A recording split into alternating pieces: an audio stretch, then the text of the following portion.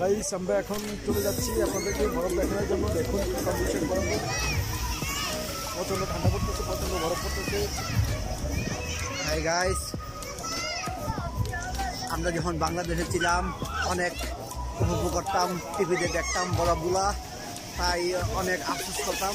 এখন আমরা ইউরোপে আইলাম, এই বরফগুলা আমরা এখন নিজের চোখে দেখতেছি, আমরা নিজেই উপভোগ করতেছি বরফগুলাকে, অনেক ঠান্ডা বরফ।